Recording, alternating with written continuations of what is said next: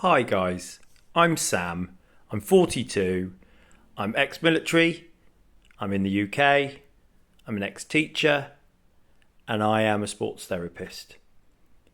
Why am I doing what I'm doing right now?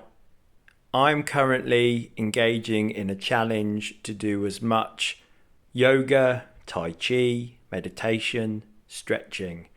These are things that I care about. But I am having to use the motivation of a challenge that has been preset to really help me focus. It is one of my weaknesses. I am passionate, I am committed, but when it comes to focusing and balancing out certain things, I find that very difficult. I actually find it rather overwhelming.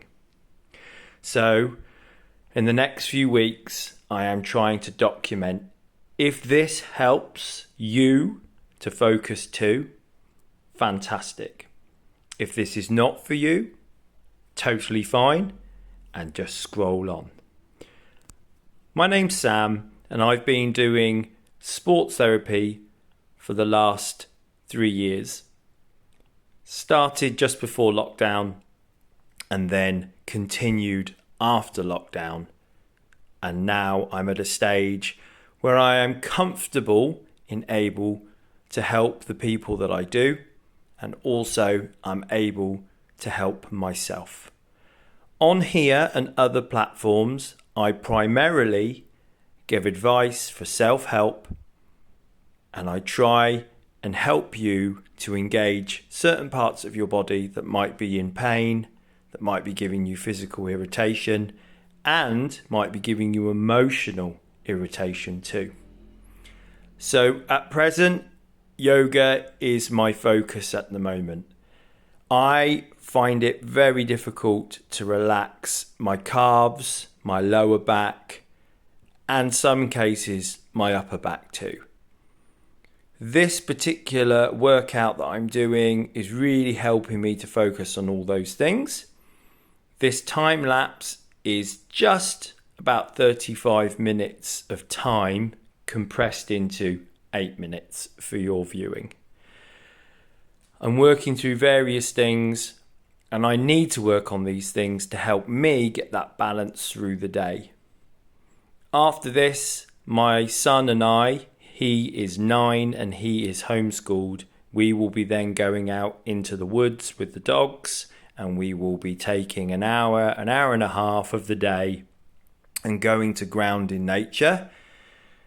A Tuesday, which is now while I'm recording this, is all about that for us. But I am just setting my foundations right for myself, and then I know that I can then set those foundations for others. So we've been in this for a couple of minutes now. I hope I haven't lost you, but I do appreciate I might. And if you come back and watch the rest of this, that would be lovely. I have never really used blocks before. I've always considered, probably from the military, that progression will happen as long as you keep at it. But actually, the blocks are fantastic because if anything, they encourage me to relax more. I am able to take the strain off my lower back. I'm able to take the strain off my shoulders. And I am just becoming more and more comfortable, especially over the last few weeks, in actually just relaxing. I never knew how much I hold in my forearms, how much I hold around my neck. I remember back in the military being told to relax, and in my mind, I felt it to be a huge insult. I am relaxed. I don't know what you're talking about.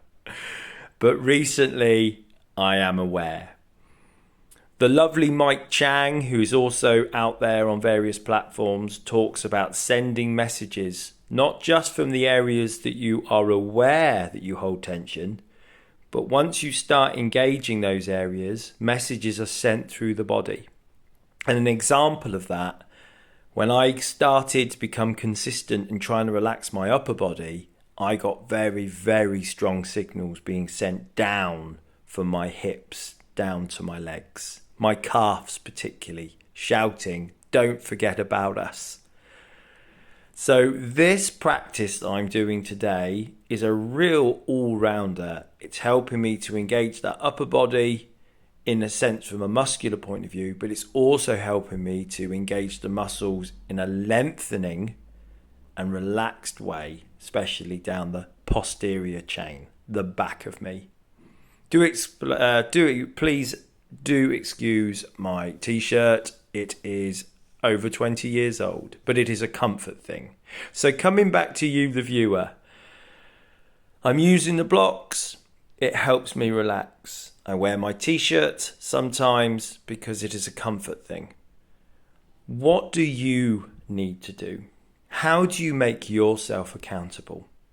How do you find the strength and the energy to turn up, be present, keep doing what you are doing?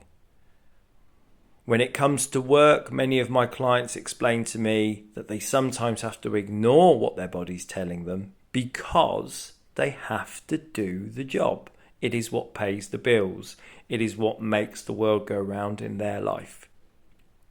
But where I come into this and what I try to do is just help people in a small way to identify what some of those signals are and try and find a manageable way to do it.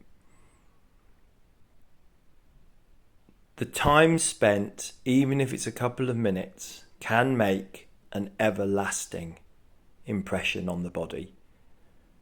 In my opinion, with my experience, if a muscle does not trust the person who is in the driving seat, then that muscle that is giving you issues will never learn to let go because it doesn't truly believe that you will.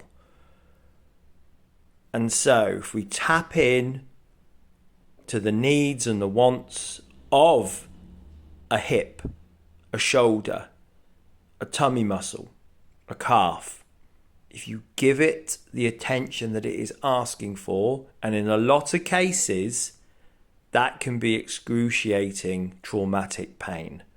The body will only be ignored for so long. And whether it is physical, emotional, then we need to listen. Because you are going to, sadly, become quite a prisoner of the pain, of the dysfunction, and of the restrictions that you may hold. So I do hope this video has given you a sense of focus.